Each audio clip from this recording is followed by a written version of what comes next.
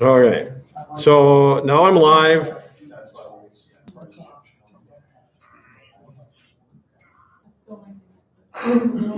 I might have been doing something on my end that caused it to stop, so.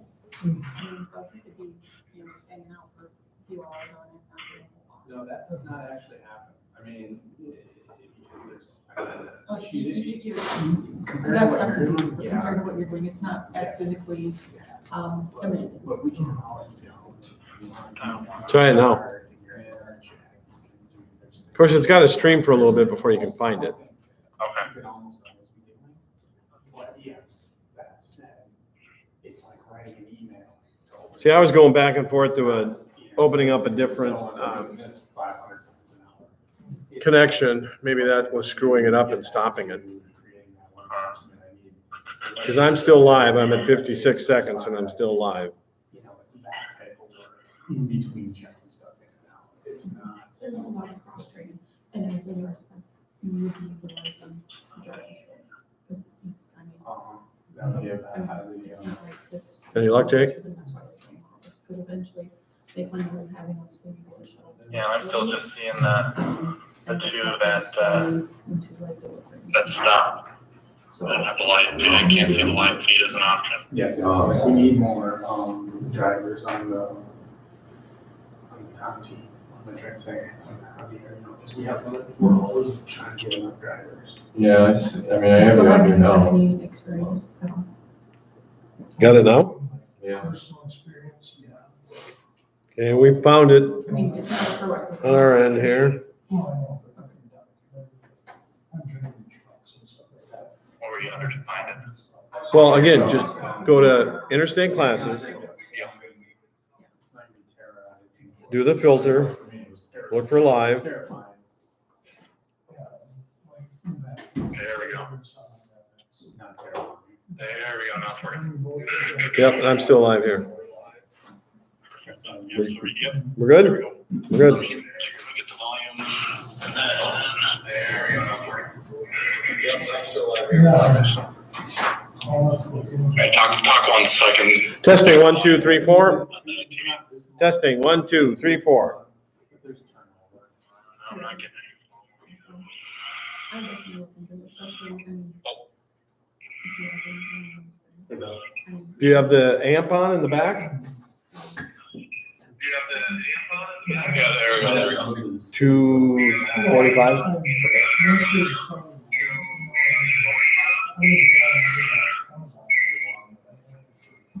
Look. Yeah, that's because the phone was on speaker. Don't worry about it. We're good. All right, rock and roll. Thanks, bye. All right, sorry for the technical difficulties. My ace millennial tech wizard is off this week because of the birth of his third child. So I can't exactly call him up and say, get your butt in here to work, because I'm floundering with the internet. So my apologies to those of you in South St. Paul and to those of you here in Hudson, Wisconsin. All right, so we're here to talk about the permit test. So all of you in South St. Paul should have one of these green folders. This has the sections of the manual that needs to be studied in order to prepare for a Class A permit. It obviously also covers the Class B because there's one less section to do a B. Now, the first thing I'd like to do, open your workbook up. I'd like to go over the handout inside the workbook.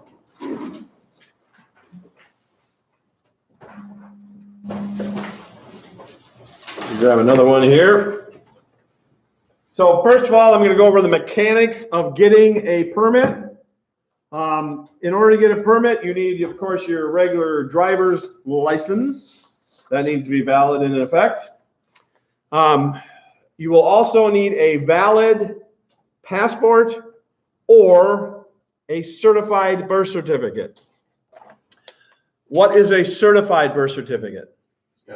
It's got the stamp on it. These guys are so picky, they won't accept the original. People have gone in there with an original birth certificate with your little feet print on it, and they won't accept it. Now, it baffles me. I have to do this every time I renew. I've been licensed by the state of Minnesota for 52 years. And every time I renew, I gotta go in and prove that I'm the same person I've been for the last 52 years. Yep, I'm still me. Yep, the same guy that I was last time I was here. But I have to bring that in because of the commercial license, all right? It's federal rule. So you get a birth certificate from the county that you were born in. If you weren't born in the United States, the second page lists other documents that will suffice in order to get you a commercial license permit, all right? So you need the regular license. And if you have any outstanding tickets in other states, you will be denied a CDL permit at this point. You have to be valid throughout the United States because you're going to have a license that's valid throughout the United States. All right. All right. Now, again, the Green Book has the sections of the manual that you need to study. Sections 1, 2, 3, 5, and 6. The sections that we haven't included for you there, section 4 is the bus. 7, 8, and 9 are doubles, triples, tanker, and hazmat. 10, 11, and 12 are on the test. The 10 is on the inspection test. 11 is on the backing. 12 is on the driving part of the road test. So we've not included that. Now, all of that's available online. You can access that through our website. If you go to interstatedriving.com, you can click on resources and it'll take you to the online version of the manual.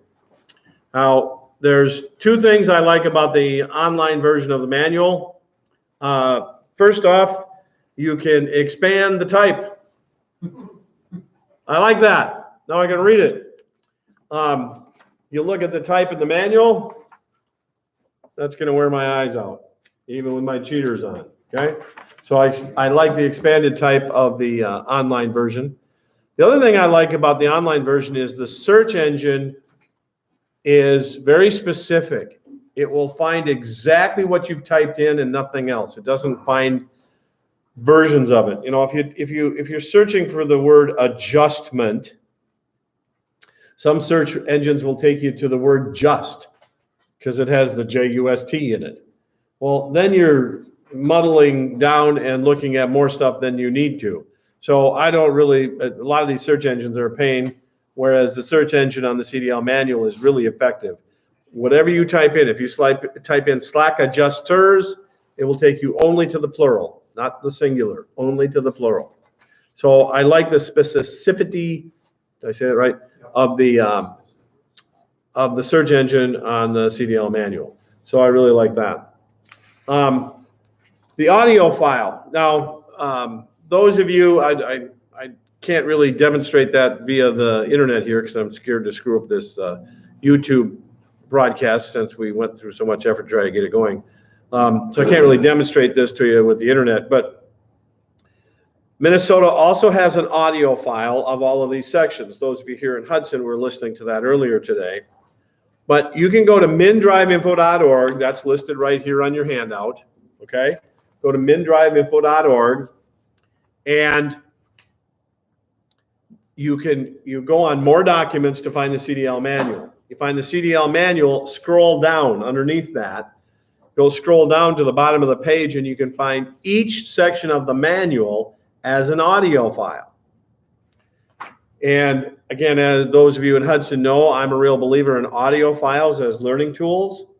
As a example of how powerful hearing something is to learn, complete the following sentence for me, please. Save big money at Menards. Who didn't know that? You all knew that, unless you haven't lived in Minnesota very long. I had someone in class last week. Well, I listen to NPR. Well, okay, you're not going to hear it then. But the rest of us listening to normal television, radio, you're going to hear that jingle constantly, and thus we remember it. So audio books, audio files are very powerful learning tools. Some of us don't retain information reading it all that well, and so the audio file can be a very useful tool. You want to listen to sections 1, 2, 3, 5, and 6. But let me tell you, the section 5 is about 45 minutes. Section 6 is about 45 minutes. Section 1 is about 45. Section 3 is the shortest at 15 minutes. But section 2 is 3 hours and 15 minutes worth of stuff. 3 hours and 15 minutes for section 2 in this book, okay? Total of 6 hours. So, and since it's reading this to you at a pace that most people read, that means there's 6 hours of reading right here. How many people do you suppose actually do the 6 hours of reading? The analytical person, okay? And the rest of us are too lazy to do that. So we skim through it. Well, therein lies the problem with failing the test. People aren't spending the time to really study the information, because every single answer on any permit test is in that manual. Again, as those of you in Hudson know, it's because of a rule, a federal rule that says anything on these tests has to be in the manuals issued by the states, okay? Now also, the fourth item on this checklist identifies a practice permit test website. Let me warn you about something. There are a ton of websites out there with practice tests, and the questions are not accurate to the Minnesota test. Now, I found CDLtest.co year and a half ago maybe, and prior to that, I was getting complaints on a weekly basis of people saying to me, I don't understand. I take the practice test, I ace the sucker, and then I go take the real test and I fail it miserably. What the heck's going on? Well, if the practice test isn't accurate to the real test, it's not doing any good. It's a waste of time. And another interesting tidbit, since we're licensed in both Minnesota and Wisconsin, both states prohibit us from duplicating state tests. So I cannot sit down at my computer and create a practice test for you that's accurate. I'm prohibited from doing it, all right? What I can do, though, is tell you about CDLtest.co. That's not me. I didn't write it. I don't own that website. I don't know who they are, and it's free.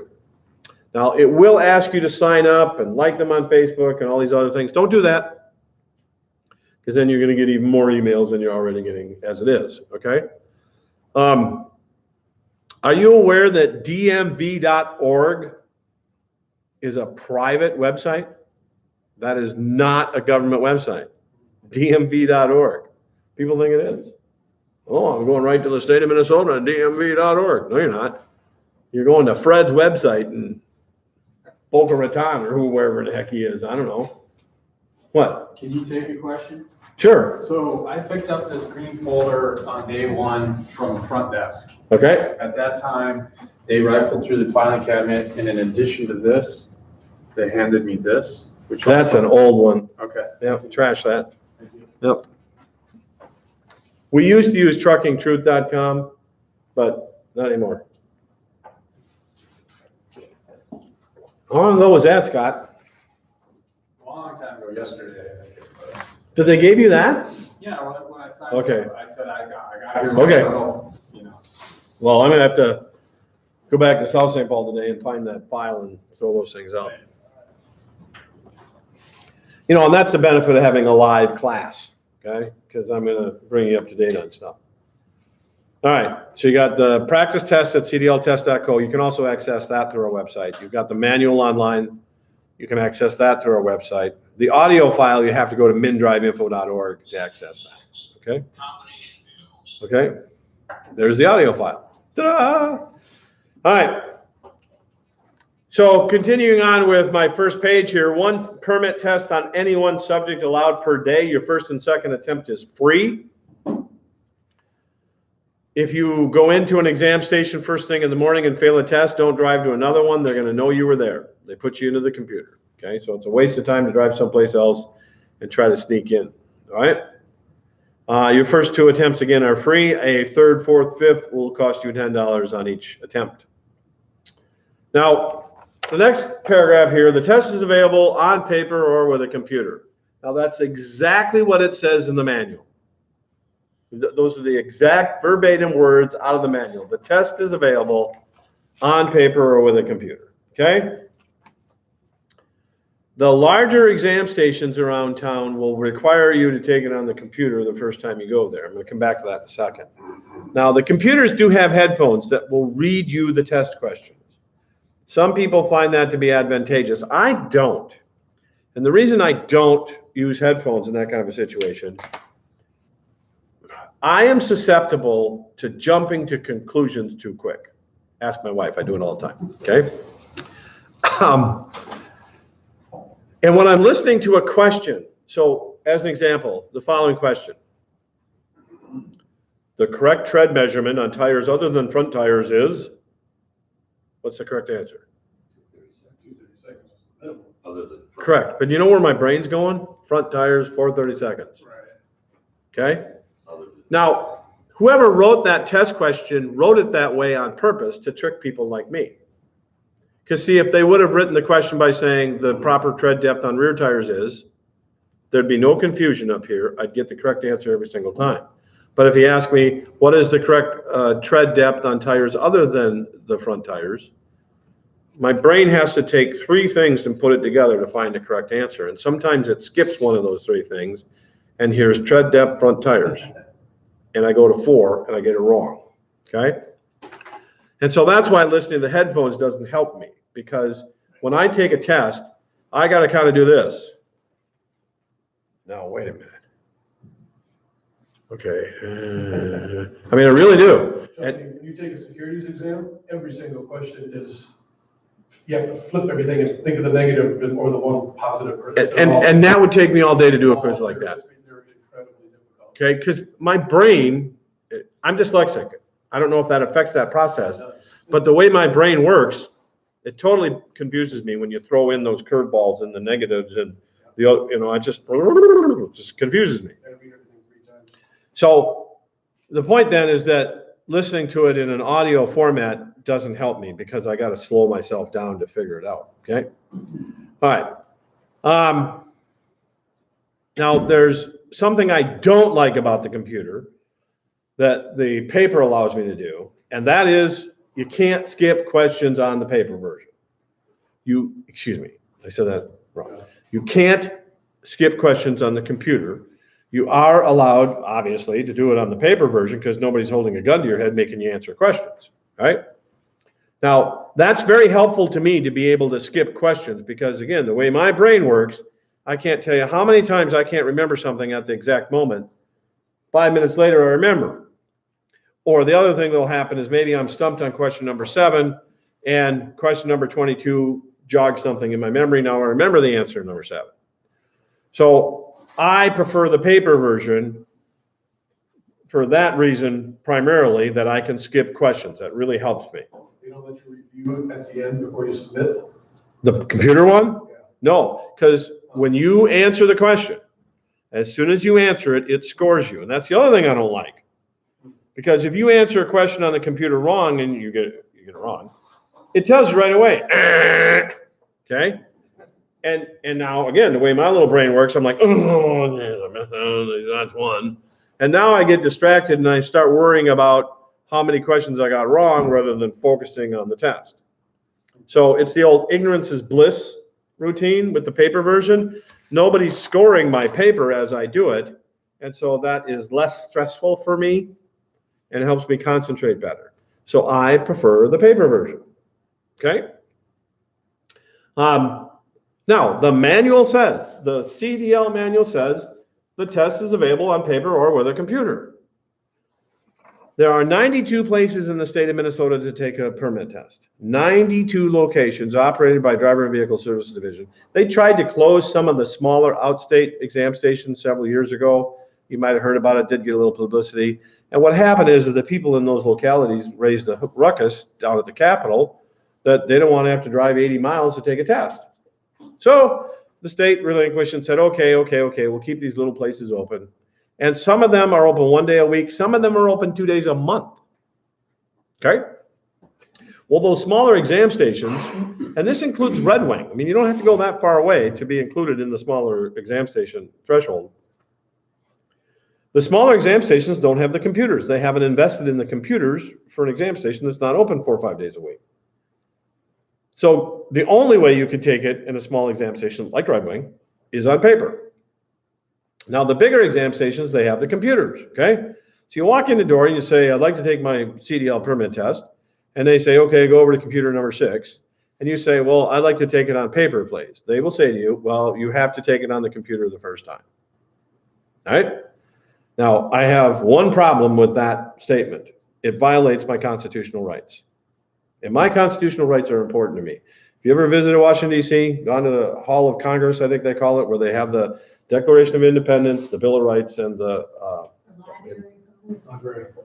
Sessions or something. is that what it is? It's not in the Sismonis. No, there's a separate building. The library numbers? Yeah. Okay. And just remember, what movie was it? Something Ark? There was a movie about where they stole it. Oh, yeah, the one Nick Cage, Yeah. National Treasure. National Treasure, okay. Anyway. That place is sacred to me. I mean, I go into that building and I see those 3 documents, and that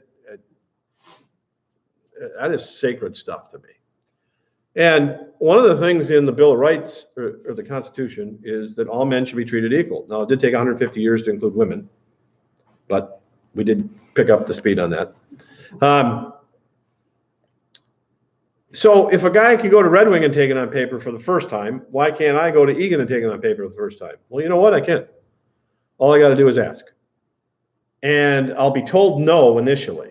Well, all I got to do is be a good American, stand my ground, and very politely, because if you get mad at them, they'll throw you out, very politely say, I'd like to speak to a supervisor about this, please. Now, when the supervisor gets word that you want to talk to them, they'll intentionally delay it for about 45 minutes just to, aggravate things. And then when they come out, they'll say, well, we have a policy, you got to take it on the computer first. And then if I were you, I would say, well, if that wasn't a violation of my constitutional rights, I'd be okay with it, but it is. There are 92 places in the state of Minnesota, it's on your website, that says I can go to 92 different places in the state, and all those places don't have the computer, and you know that, you work for them. And in your manual, it says right there, look it up, I'll show it to you if you want. In your manual, it says available on paper or computer. It doesn't say on computer. It says on paper or computer. I choose the paper version, please, I'll wait. And then they'll probably say, did you go to that damn interstate truck driving school in South St. Paul? Okay. And then they'll do it for you, okay? And I'm telling you, I've had people successfully do that. Be polite, be professional, don't raise your voice. If you do, they'll throw you out, okay? They won't put up with any sort of loud voices, right? But if you want to take it on paper, now why don't they want to give it to you on paper? It's more work for them. It takes at least 45 seconds to correct it. They have to take the answer key and put it over the thing and go, okay, let me correct this for you. Okay, you passed. I mean, come on, really? That's too much work? Give me a break. So if you want it on paper, be a good American and stand your rights, okay? All right, on here it says you must be there at least an hour before they close. It's gonna take a while. Now, those of you doing Class A, you have 3 knowledge tests to take. General knowledge, air brakes, and combinations. General knowledge is 50 questions, air brakes is 30, and combinations is 20. That's 100 questions. How long would it take you to answer 100 questions? Could take more than an hour easy. Now, the only time limit to this test is how much time you take when they're open. They'll kick you out when they close the doors. But if you got there at 8 o'clock in the morning, you could literally stay till 4:30. Okay? There's no time limit other than when they close the doors. So just get there early enough in the day that you got plenty of time. All right? You can take one subject at a time if that's best for you. So you could go in on Thursday and take the general knowledge. Go back on Friday and take the air brakes. Go back on Monday, take the combination. You can do that. All right?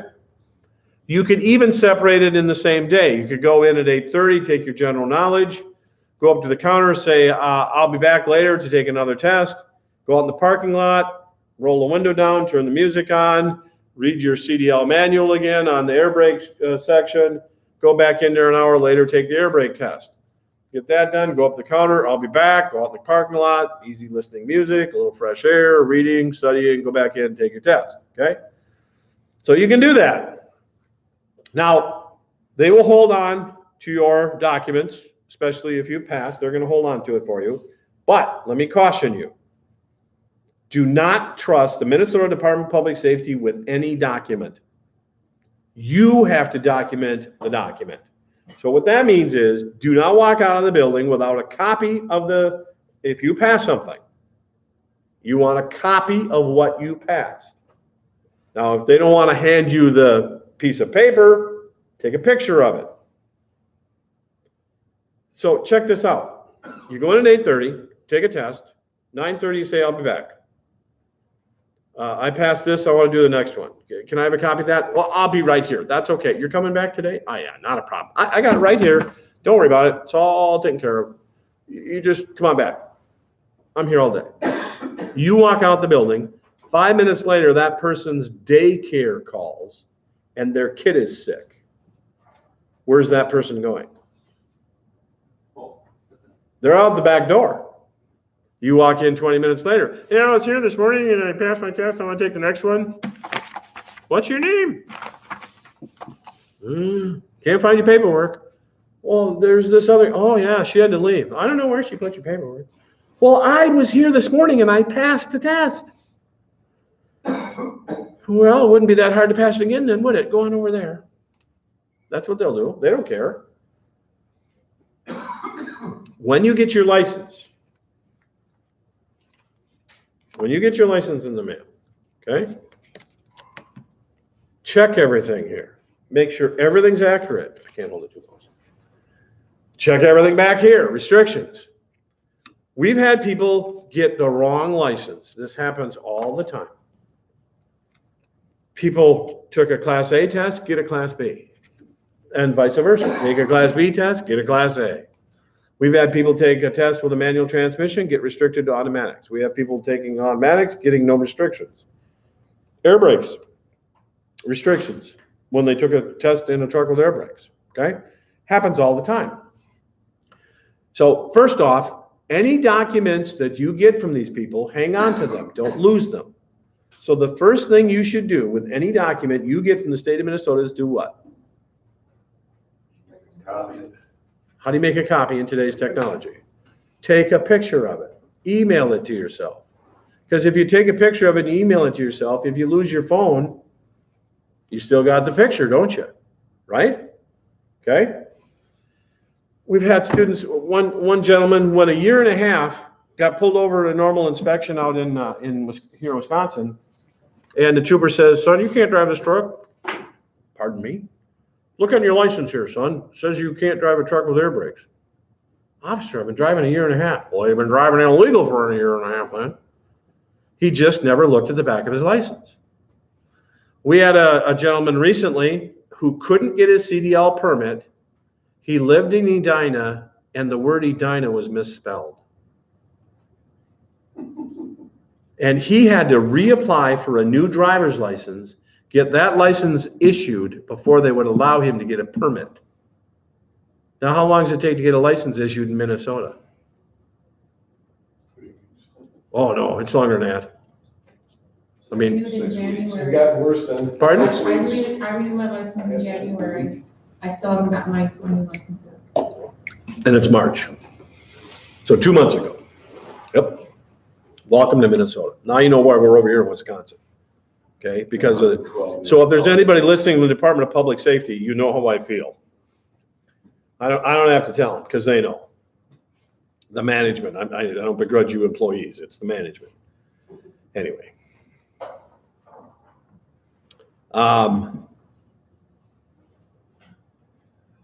So let me tell you this story. So we had a gentleman who took his test June 21st, 2016. And he took the test out at the Egan Exam Station, went to Chaska the next day to apply for his license because he didn't have his certified birth certificate with him. So he applies for his license, gets the piece of paper. A month later, he gets a letter from the state of Minnesota. You've applied for a Class A license. There's no record of your road test. You must take a road test in order to apply for a Class A license. So he takes the letter, he goes to Chaska. Look at this letter. And they're like, look him up. Yep. No road test. Dude, I took a road test June 21st at Egan. Well, I'll go back to Egan then because they messed it up. So he drives to Egan. Look at this letter. Yep, no road test. Dude, I was here 21st of last month, 12:30 in the afternoon. I took a road test. Nope. Yes, I was. No, you weren't. So he drives over to our office in South St. Paul. Look at this letter. Okay. Is there anything you can do to help me, he says? And the first thing we said to him, did you keep the scorecard, the document from your road test? Oh, I lost it. Okay, well, we don't have a copy of something that you got that you never shared with us. But one thought here, we have video dash cameras in our trucks. Now, the state of Wisconsin is not allowing us to use them yet. That's a battle I haven't chosen to take on. But I did sue the state of Minnesota over that back in 2011. Went into court and got a judge to say, yep, you got every right to put a camera in your truck. So there's dash cameras in the truck. So you two guys, and Jacob, Dan, when you're taking your test, those cameras are on. If an examiner tells you to turn them cameras off, you look them right in the eye and go, I need to talk to your supervisor right now. And I'd say to him, I'm a veteran and I am offended by your attempt to violate a judge's order, okay? Because I got a judicial order that those cameras stay on. But there's still examiners over there that will tell you to turn them off.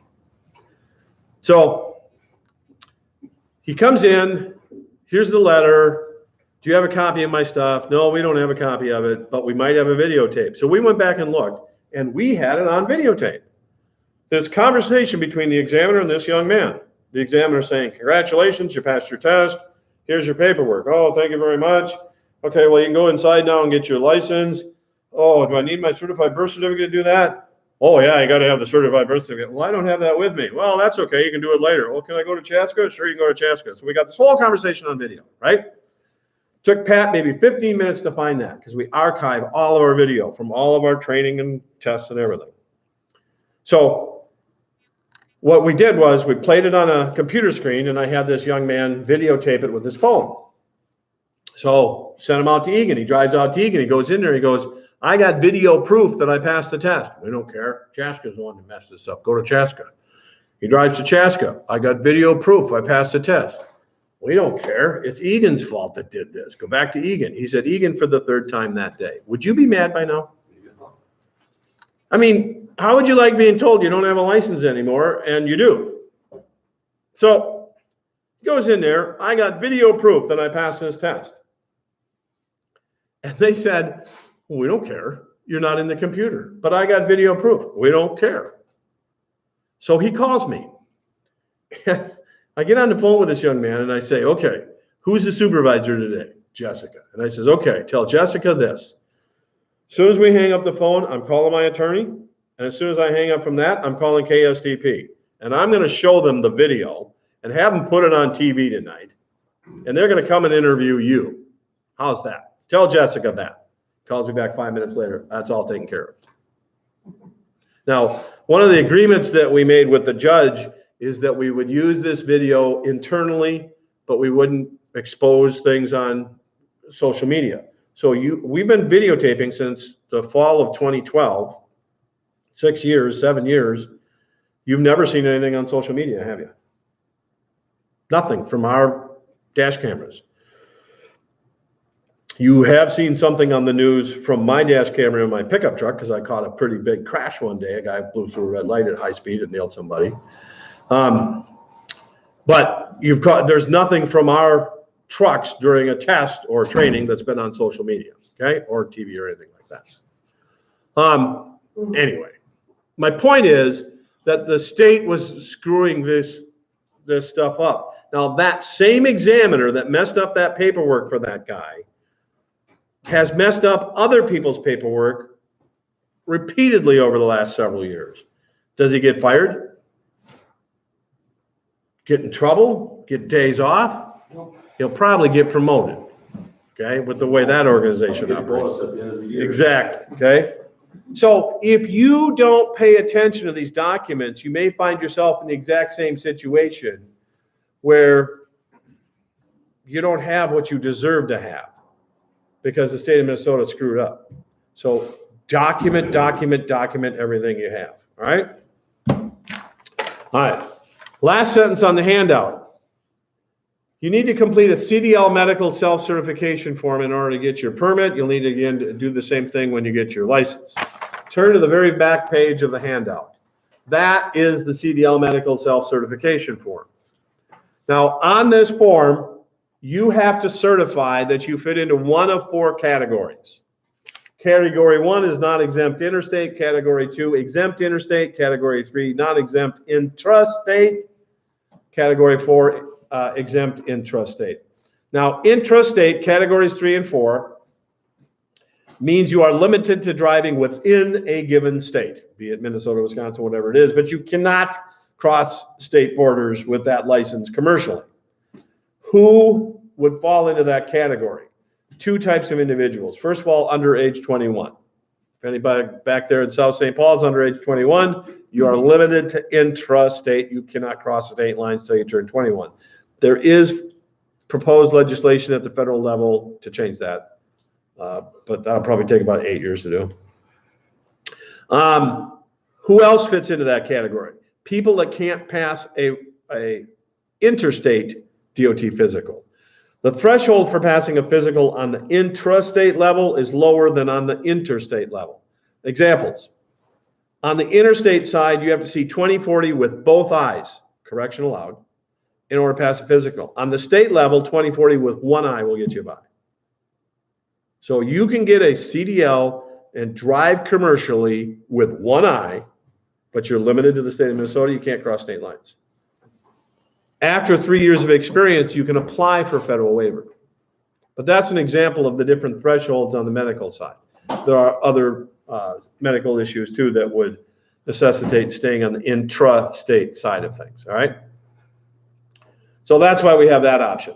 So presuming you're over 21, presuming you're healthy, that means you're in category 1 or category 2, exempt or non-exempt. Now, exempt, non-exempt means you need a DOT physical. So why do they use the double negative? Why don't they just go required? I don't know why they use the term non-exempt. Why not just say required? Because that's what it means, right? So that means a DOT physical is required. Who's required to have a DOT physical? Just about everybody working in the private sector for money. Who doesn't have to have a DOT physical? Many of the government jobs don't need it, and then private use of a vehicle of that weight and nomenclature, right?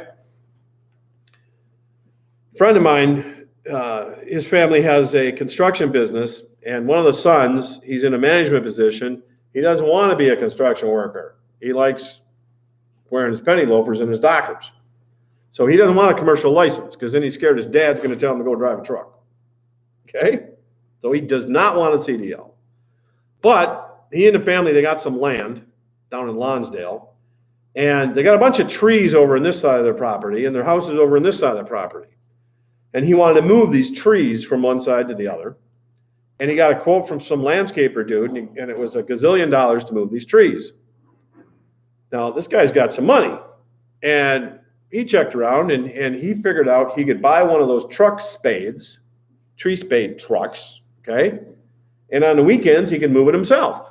Dig his trees out over here, plant them over there. So he come to me and he says, so Bill, this truck has over 26,000 pound GVW. Do I need a CDL? Yeah, you got to get a Class B to drive that. All right. Well, if I'm just moving my own trees, do I need to get the health card and all that other stuff? Nope, you don't. Because you're not operating commercially. Now, if you do that, you can't sell one tree. You can't plant a tree and get money for it. You got to use this strictly, you can't use it in your business. This is strictly personal use. Because his plan was to use this thing and sell it, and he figured that by the time he was done, he'd save a ton of money by buying this thing, mowing his trees, then selling it again, okay? So that's an example of personal use. If you're doing something for personal use, you don't need a DOT physical. Okay, so the point of this little discussion is, you do not need a DOT physical to get a permit. You don't need a DOT physical to get a license. You can check category 2, I'm exempt. Now, you'll get pushback from a lot of these people at the state. Well, what do you mean you're exempt? Why are you getting your CDL? Didn't you get a job? And you know what I would say to that?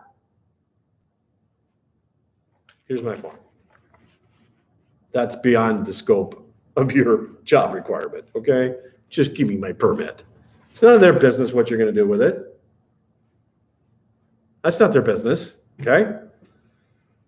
So some of them have it in their mind that you have to have it. You don't have to have it. Now, the minute you're gonna get paid, now you gotta have it, okay? And the rules that we're operating over here in Wisconsin, to take a test over here, you gotta have it. It's in the rules. So those of you going to school here will need the permit, the health card at some point, okay? All right. But you can get the permit without it. And you can conceivably get the license without it. You just check exempt, right? Now, a big change has happened with the DOT health card over the years. And this changed about 3 years ago. So let me explain this, okay? It used to be, until 3 years ago, all we had to do was carry a health card in our wallet, right? So you'd go off to a provider of any kind, and you'd get a DOT physical done, and then you'd end up with this, a health card. And you put it in your wallet, and you're golden, all right? At that point in time, blank ones were sold by the truck stops for $4. How hard was it to have a DOT health card in your wallet? $4 and a friend with lousy penmanship, and you got a health card. Fraudulent, yes, but people were getting away with it to a large degree. It was very common for people to be doing that. It was all over the place. Yeah, they'd get caught later, but that was after the fact.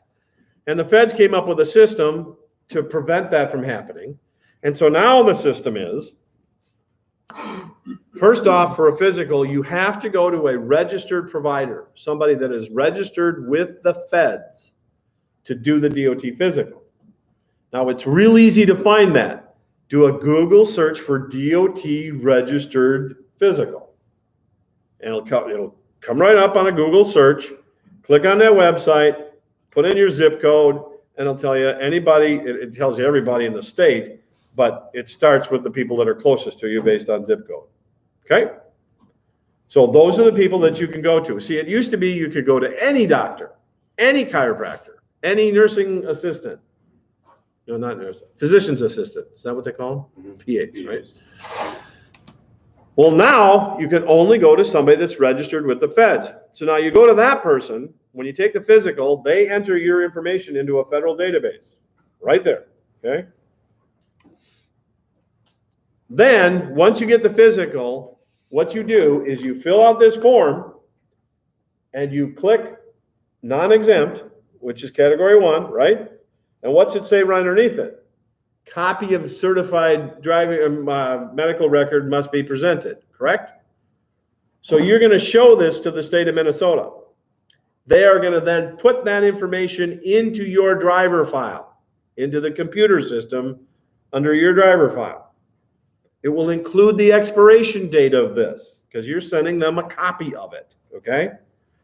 Now, once you've done that, not only do you not need this card in your wallet, but after you're in the system, this card has no validity to it. If a person were to go to get a physical, get the card, but not submit it to the state, 15 days later, they would be in violation. So 30 days later, driver, you don't have a valid medical on file. Got one right here, officer. Okay, well, I don't care about that. You're not in the system. But wait a minute, officer, I got a current physical right here. Well, you were supposed to submit it, driver. Here's your ticket. How can you give me a ticket for not having a physical? I'm not giving you a ticket for not having a physical. I'm giving you a ticket for not having it on file with the state of Minnesota. Here's your ticket. Okay? You go come Monday and get the physical with Dan Butler, Buter, or whatever, Right? then you can just have that form available, bam, just right when you take the permit test, give it to them at that point. Exactly. You can fax it in ahead of time, after the fact, or when you do your permit. Any way you want to do it. Okay? Now, this is really important you remember this. Okay? The state now knows when your medical expires. Okay? Because you submitted it. right? 60 days before the expiration date of your medical card, you are going to get a letter in the mail. I can quote you the last one I got. Dear William, this letter is sent to you as a courtesy by Driver and Vehicle Services Division. Your medical certificate is going to expire on June 5th, 2019. If you wish to maintain your driver's commercial driving privilege, you must resubmit these documents. Okay, so you're going to get advance warning in a letter. You should know anyway, right? Mine expires on June 5th. I know, I don't have to look at it. It's June 5th. So I get the letter. The mistake that people have made is they go out and get a new physical, but you know what they forget to do? Resubmit the form. So if my medical expires on June 5th, I go get a physical on June 1st. If I don't resubmit it, what happens on June 6th? I lose my CDL. I no longer have a commercial driving license, okay? I'm bumped down to a Class D license, okay? If I go 1 year without the commercial license, so now I go back to renew. My license expires, I think, in, I don't know, 2021 or something like that. So I go in to renew my license, right? So I go in and I go, yeah, I'm here to renew my license. Well, Mr. Collins, we could renew your Class D. Excuse me? Look, I have a CDL. Yeah, you used to. Not anymore. What? Yeah, you lost your CDL privilege back in 2019 in June because you didn't renew your certification of your medical. Medical, I got that right here. I got it. See, it's current, it's valid. Are we good? Well, you can go over and take your permit test. And if you pass your permit test, you got to wait 14 days. And then you can take a road test. If you pass that, then you can get your license back, Mr. Collins. You wouldn't believe how many people are in that situation. They get the letter and they remember to do this part, but they forget to do this part. Okay? Now let me bring this to the table. So let's say you go through this process and you get your CDL and you do your physical and you send it in 2 years from now, because your medical is good for 2 years. If you're healthy, medical is good for 2 years. Okay? So 2 years from now, you get the letter in the mail. Your certification is going to expire. But now you're not driving truck. You got a promotion or something. You're not driving truck. And so you say to yourself, I don't need that. So you don't do anything. You lose your CDL, right? 4 years later, now you need a job driving a truck. Guess what? You got to go through the whole thing all over again. And keep in mind that the rules that go into effect in February of next year, anybody without a CDL has got to go through the full training program before they're allowed to sit for a test. And that will include any of you that let your license expire. All right? Now, all that person needs to do when you get the letter that says your medical is going to expire, gee, I'm not driving a truck right now, but I'd like to keep my CDL, check exempt. Send it in. Once you're in the exempt status, that never expires. And they'll allow you to renew your CDL every time your license comes up for renewal. Then when you want to go back and drive, you get your physical done. Exactly. You resubmit it and you're golden. Okay?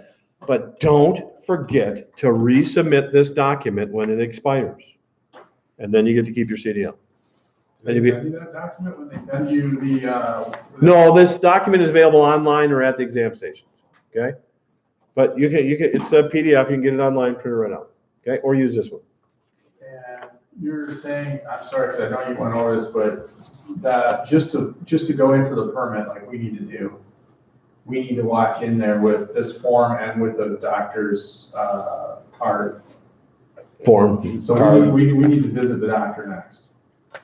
Yep. Right? Well, I'm more worried about the permit right now. Right, but but- to get a permit, we need to self-certify. Right, but you can be exempt to get the permit. And then resubmit the form. And then resubmit the form anytime you want. A week later, a month later, a year later. Resubmit. Yeah. Got it. And all you have to do is fax it in. I mean, you don't have to go in there in person to do it. Why screw around if he's gonna be at the St. Paul. Well, but my point is, it's not a requirement to get the I permit. know. And, It makes sense in this case, that's, the timing was good. true, but, and part of the reason that I'm bringing this to your attention is, again, there are people that work for DVS, Driver Vehicle Service Division, that are of the mind that you have to have it, and no, you don't. I mean, I have people all the time, they wouldn't give me my permit because I didn't have my DOT physical, and that angers me. That there's people working for the state of Minnesota that don't know what they're doing. And there are plenty of them in Driver and Vehicle Service Division. That, Surprises you how? oh, but it's just so aggravating that they're so clueless and they won't learn. Okay, they just don't care. They just don't care. They are the most apathetic people on the face of the planet. Are you listening, DVS? Huh? I'm 90 days out of my license on my car. Yep. Bought it in December, put it away for the winter, and I've never received my plates. And how much have we spent on Minlars? And there's a very simple reason for it. The people that run Driver and Vehicle Services are incompetent. And part of what they do in their incompetency is that they won't let go of control and say, you guys fix this. And they keep their fingers in it and they muddle with it and they mess it up. Too many cooks in the kitchen, messes up the batch, okay? And if you're listening. It's not mine. Okay. All right. Now let's talk about how to pass the test. We've talked a lot about how to get the permit, but let's talk about how to pass the test. There's a very simple way for you to study to prepare for this test. If you look in the manual, open this up to section 2, page 8. So it'll be 2-8 down at the bottom of your page. Okay?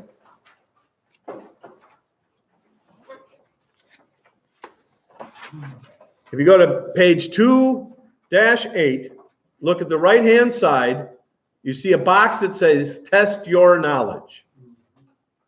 There's 11 questions in that box. Those are the questions on the test. Those are the questions on the test. If you know the answers to those questions, you will pass the test. So the way to do this with a manual is find these questions, then go back in that chapter and find the answer to them and highlight that bit of information. Now, the first one here is really simple. You can figure out the correct answer to this one without even researching it. What's the answer number 1? Safety. Okay, that's a no-brainer. Question number 2. What things do you check during a trip? Well, what do you check during a trip? That's a pretty open-ended question, isn't it? Okay? I mean, I can think of about 80 things to check. Well, which one's the correct answer? You know what the correct answer is?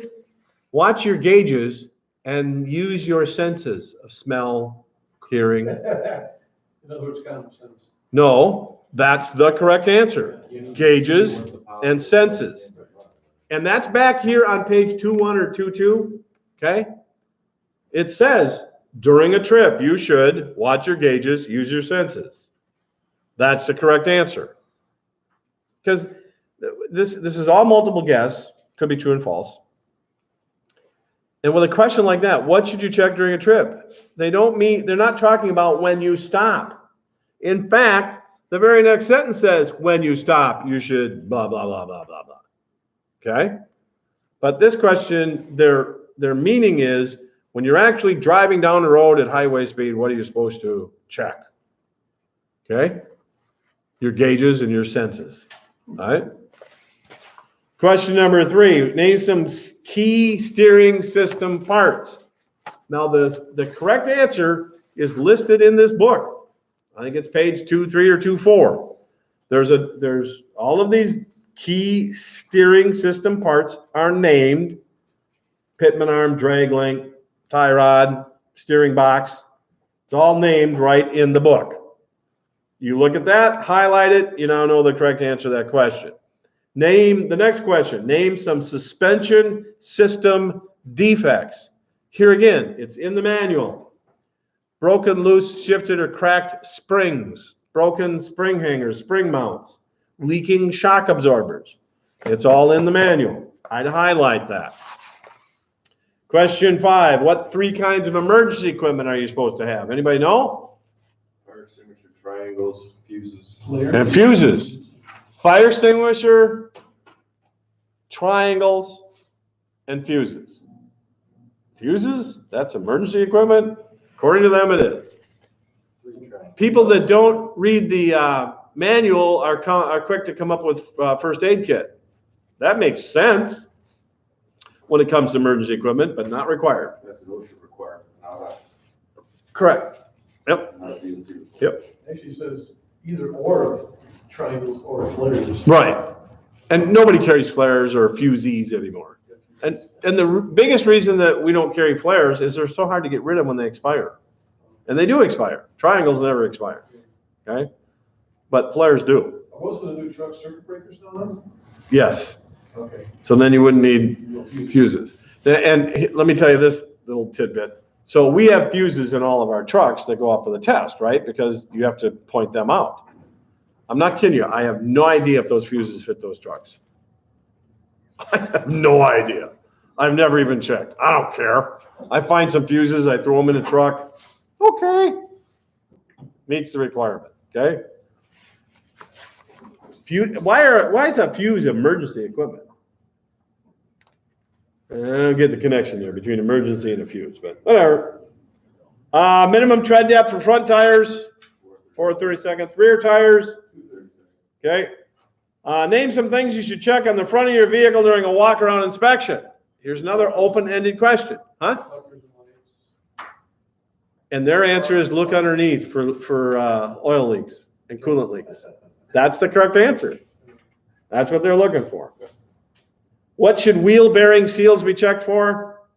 Leaks. Did you say these were multiple choice type things or fill in the blank type questions? They're multiple choice and true false. No fill in the blanks. And that includes the paper version. Okay? My test to become an instructor was 100 questions, fill in the blanks. Essay test, 3 hours. How many red reflectors? Somebody already said it, 3. All right, how do you test hydraulic brakes for leaks? Now, first off, why are hydraulic brakes a question on the test? Aren't all these trucks with air brakes? Nope. In fact, you asked earlier about hydraulic brakes, right? You can have commercial vehicles with hydraulic brakes. Pretty easy. Exactly, that is the correct answer. So, no, that's the correct answer. Pump the brake pedal 3 times, hold for 5 seconds, and during that 5 seconds, pedal shouldn't go down. Okay? That's the formula, it's in the manual. You would only know that if you've read the manual. You've got to read, at least you've got to read what's on the test. Now, they're the ones that put these test your knowledge questions in there. I didn't do it. So they have told you what the correct information is to pass the test. And so 6 hours worth of reading, and what are you really going to remember? The next question, what do you have to remember? What's in the test your knowledge box? If it's in that box, you got to know it. It's on the test. It's fair game. Okay? They did this intentionally to help people study. When they first started this knowledge testing process back in the late 1980s, initially, and they were requiring all of us that were licensed prior to that, including me, when we came in for renewal, we had to take this test and pass it. Otherwise, they wouldn't let us renew. And there were a ton of truck drivers that were having a lot of trouble passing this knowledge test. And so they went and rewrote the manual for that purpose, to help people prepare and study and pass the thing, okay? All right. Last one, why put the starter switch key in your pocket during a pre-trip inspection? So somebody doesn't start the truck up while you're underneath it inspecting it. So we jump to the next page, page 210. There's the next test your knowledge questions. Number 1, why should you back towards the driver's side? So you can see better. That's pretty simple. Number 2, if stopped on a hill, how can you start moving without rolling back? Use the parking brake. And some of the Class A vehicles are equipped with a trailer hand brake on the dashboard that is just a trailer brake that they also suggest you use. which is kind of interesting because at another place in the manual, they tell you that that brake is solely to be used for checking trailer brakes and no other reason. So they contradict themselves because in one place they say there's only one use for it, and then another place in the manual says, well, you can also use it for this. And I don't do either of those. There's no need to. These diesel trucks these days have so much torque to them. You just ease out the clutch, let go of the brake, off you go. Number 3, when backing, why is it important to use a helper? The key word to that answer is what? Blind spots. Find blind spots, you found the correct answer. Number 4, what's the most important hand signal that you and your helper, wait a minute. Number 3, wait a second. When backing, why is it important to use a helper to avoid blind spots? Okay, then number 4, this phone distracted me here. What's the most important hand signal to agree on? Stop. Bonus question. What do you do if you're backing up with a helper and you lose sight of them? Stop the truck. Good.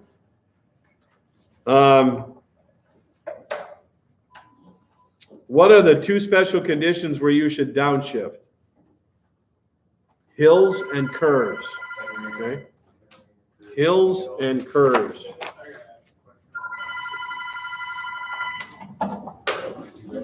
I'm gonna make it stop. You gotta hit on and then off. Is downshifting strictly a manual transmission thing? No, because look at the next question here. When should you downshift an automatic transmission? Yeah, so I don't understand that.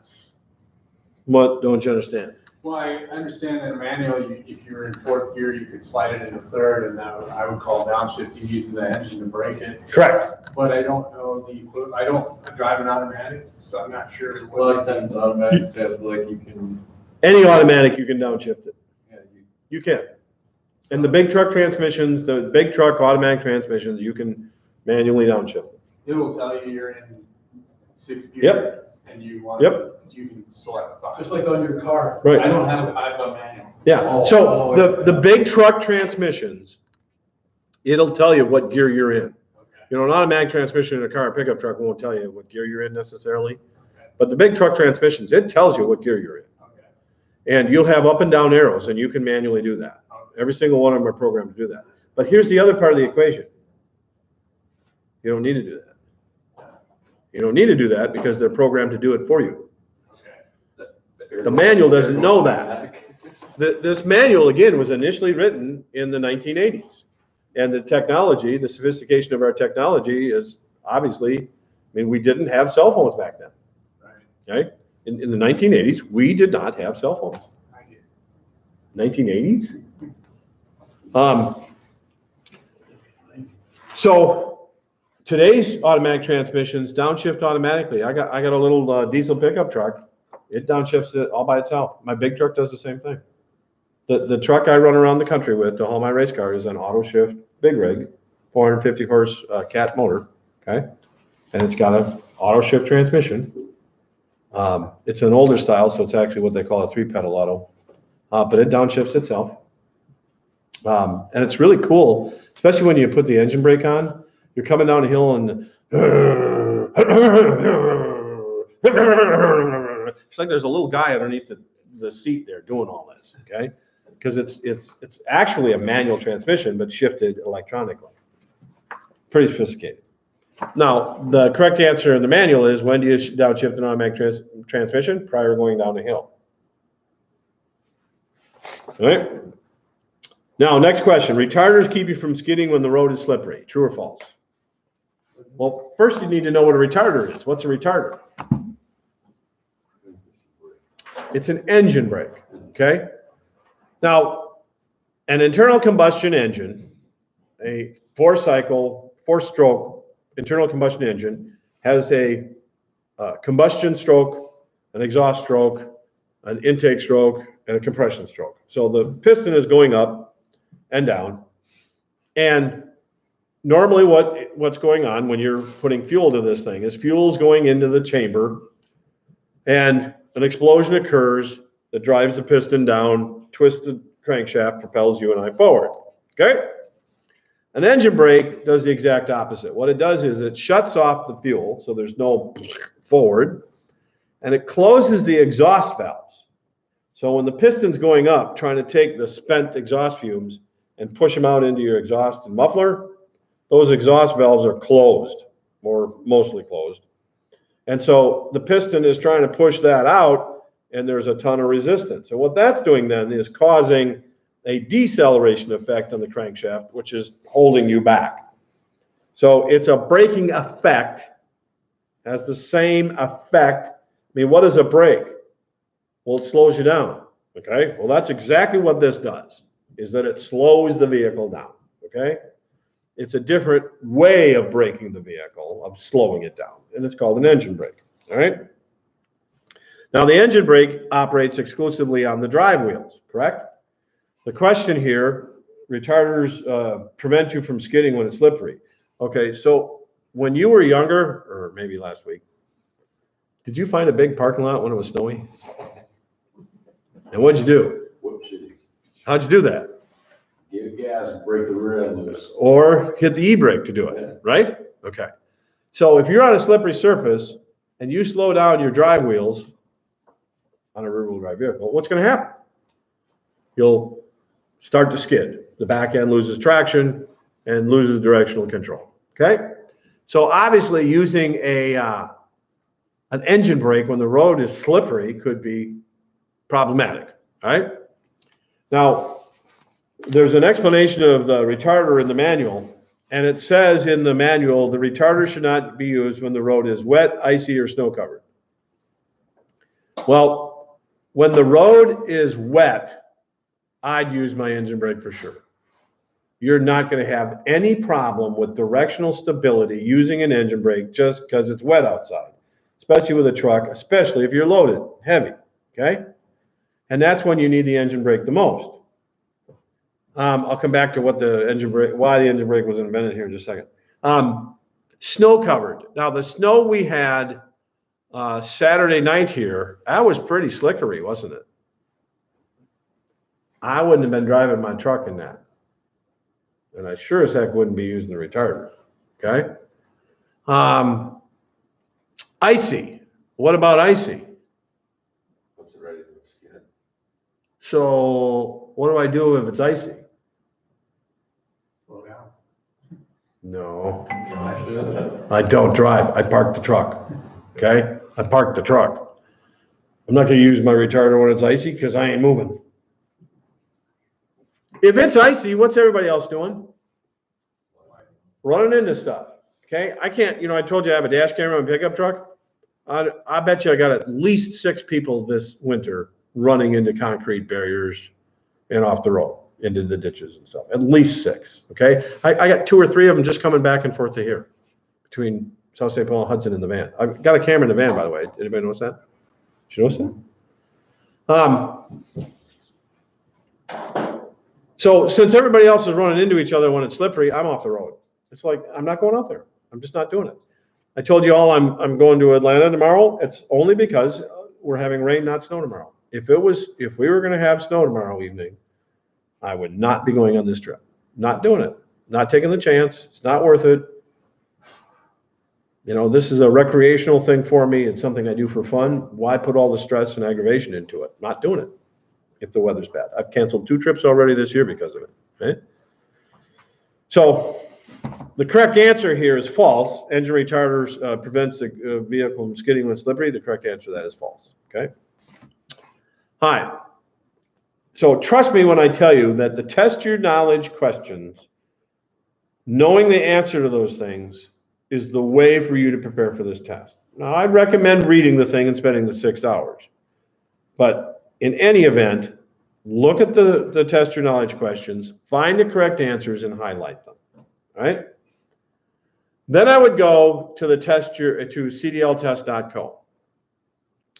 Now, again, I can't do it on screen because it's going to mess up my YouTube live thing here. There's 100 questions. There's 2 100-question quizzes on cdltest.co for Class A. How many questions did I tell you there's on general knowledge? 150. Well, 50 on that. 15, 30. 30 and 20. So it's 100 questions to take the 3 knowledge tests you need. So that works out pretty good. And I'm telling you, about 97% of them are fair game on the Minnesota test. There's a couple questions I've noticed in there that aren't on the Minnesota test. No big deal. But the majority of them are. So it's a really, really good way to practice for your test. Now, the first question on this thing won't do it, which is kind of weird. But once you get to question number 2, you can do the following. So you got the question on the screen, okay? Let's say you don't know the answer. Well, click A and then go to enter answer. It'll go to the next question and it'll tell you whether you got it right or wrong. All right? So you get a question. It's going to have 3 or 4 or 5 different possible answers. So pick the first one. You're confused. You're not sure. Pick the first one. Click. Sorry, wrong answer. Use your back button. Go back. Find the correct answer that way. Right? So you might go back and forth 3 or 4 times, but eventually you get to the correct answer. So you find the correct answer. Then what I would do, because it goes to the next screen when it tells you got it correct. It goes to the next question. You are correct. And there's the next question. Now, since this was a question that was confusing to you, I'd recommend you hit the back button, go back to the question that you were confused with.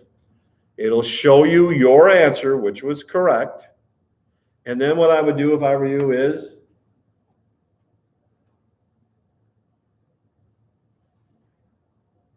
take a picture. Now you have the correct answer to a question that was confusing to you. So you go through the 100 questions. Maybe you got 10 of those that were confusing to you. What should you do in your car in the parking lot before you go in to take your test? Go find those 10 questions. Okay, let's see now. I was confused about. Okay, so now I remember that one. Okay, now this one. Okay, yep. These are such powerful tools that we have here. It's just incredible when you, with my vintage. I mean, didn't I mention control data the other day? Did I mention that to y'all? I mean, I grew up with the kid whose dad was the president of Control Data. So I was aware where Control Data was back in 1963, the fall of 63 is when I first went to high school. And Control Data was in this big building on Highland Parkway near Mississippi River Boulevard. And it was a huge building. And that computer in that huge building can't do what our cell phones can do. It's just amazing what our phones can do. So I use this constantly. I never write anything down anymore. I just don't. Unless somebody needs me to write down a form and fill it out and send it in or something, I write nothing down anymore, okay? Scott's taking notes. I applaud you for that. I don't take notes anymore, but, you know, a lot of people are doing it with laptops and tablets now, right? Yeah. You know, I mean, that's the way a lot of people are taking notes now. They don't do it in writing anymore. It buries it in your brain a little bit. Right. If you're writing it down by hand. Yep. So has there been any research versus typing versus writing? I wonder if has there? Really? I've never thought of that question, but. It's 72% if you hear, see, and do. It's about 35 to 38% if you see and do, and it's. Okay, you're gonna have to email. 20% if you just see it. So reading it, you're gonna get 20% retention after. Yeah, I've got it.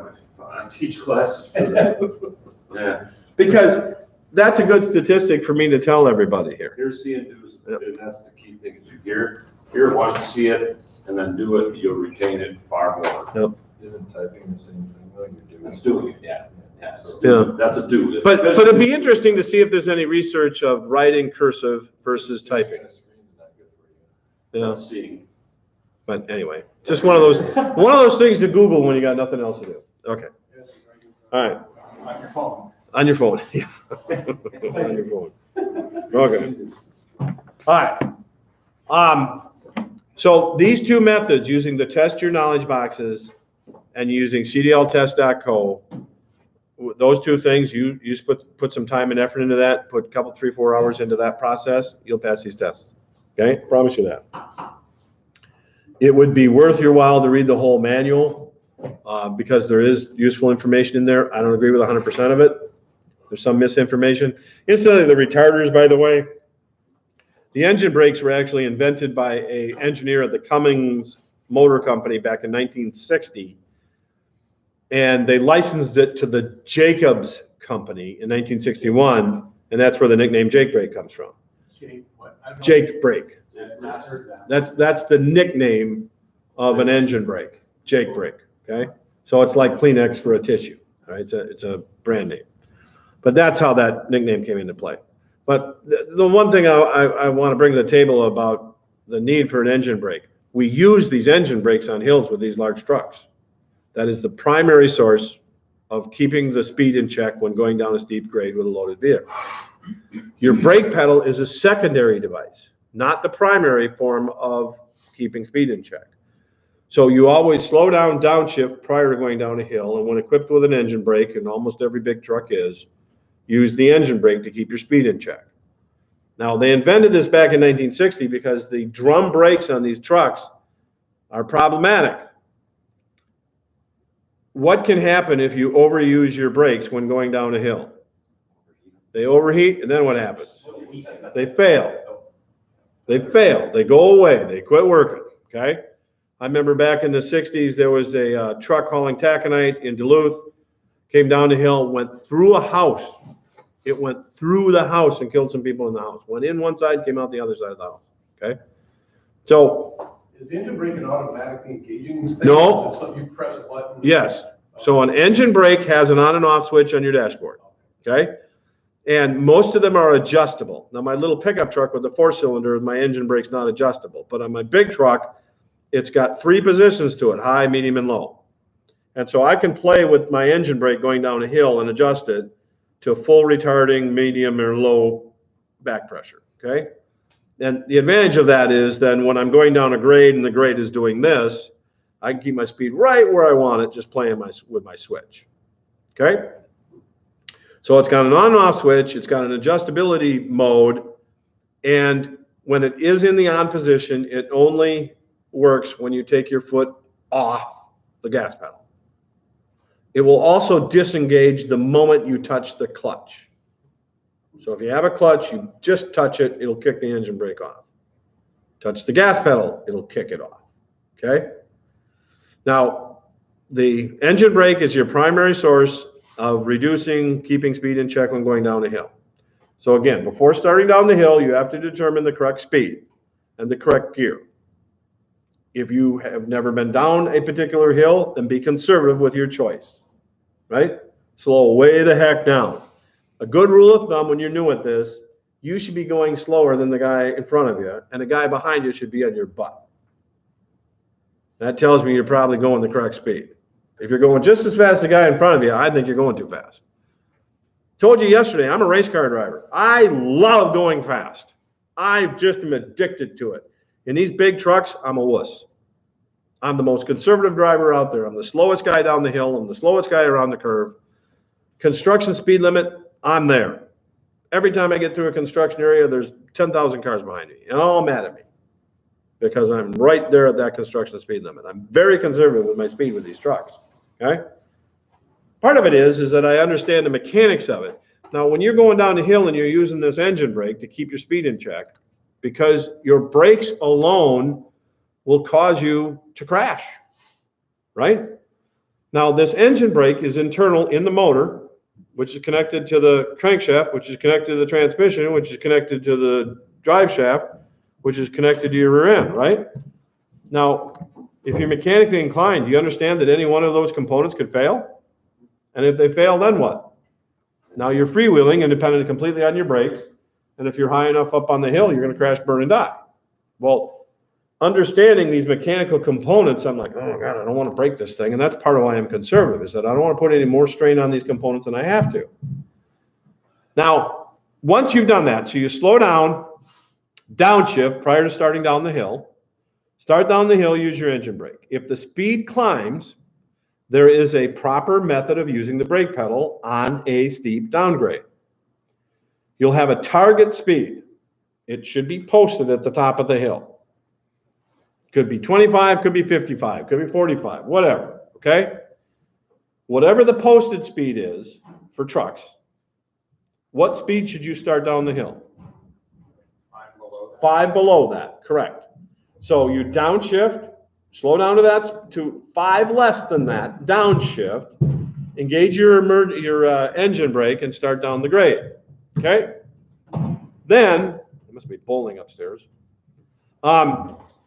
If the speed climbs to the target speed, what do you do? Tap the brake until you're 5 below.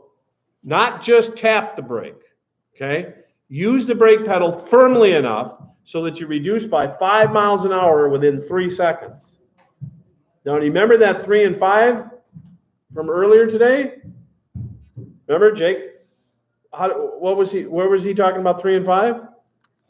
Hydraulic brake check. It's the same numbers. It's not quite the same formula, but it's the same numbers, 3 and 5.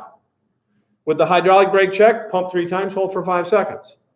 With the downgrade situation, use the brake pedal firmly enough so that within 3 seconds to reduce for 5 miles an hour. 90% of the customers that I've worked with over the years, going down a grade, asking them to do this, 90% of my customers do not use the brake pedal firmly, aggressively enough to do that. I'm not certain as to why, but here's my thought. Were we not taught as kids to not hit the brake pedal hard? Didn't your parents tell you that? Don't hit the brake pedal. My neck hurts. You should slow down sooner. Don't be so rough with the brake. Remember that? And so I think that that's why we're a little afraid to use that brake pedal. Use the brake pedal. Get that thing lowered down. Now, the idea is you brake down by 5 miles an hour, let go, let it climb by 5 miles an hour. Brake firmly, down 5, let go. Why that method? Exactly. Allows the brakes to cool in between. Because you're working with the engine brake anyway. Right, but you're not just using the brake all the way down, because a continuous application of the brake heat will build and build and build and build and build and build. If you have a full load, you'll overheat even quicker.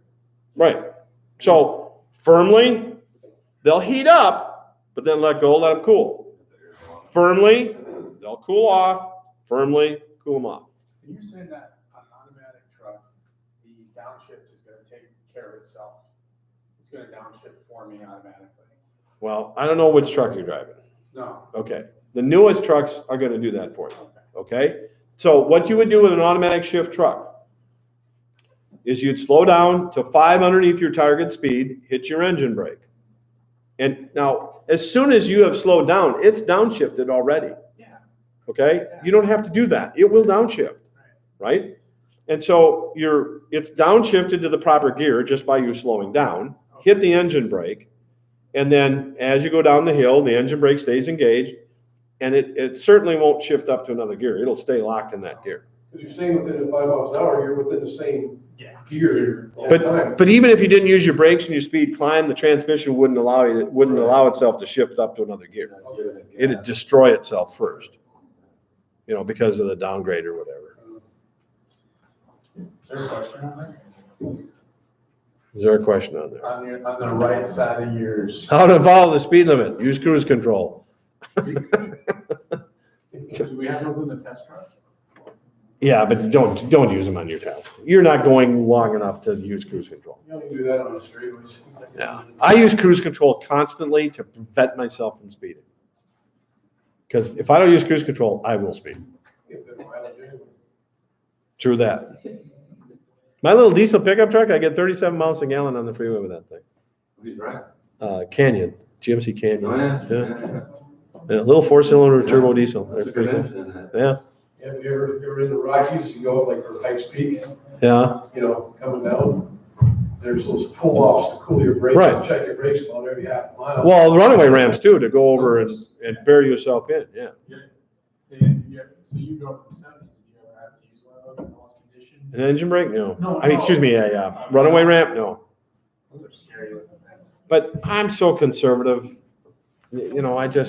I'm a wuss when it comes to that stuff. I'm telling you. I'm not taking the chance. These other cowboys running around going, Yahoo! And I'm nope. And part of it is I have my release. I have a place to go be assertive, aggressive, and crazy.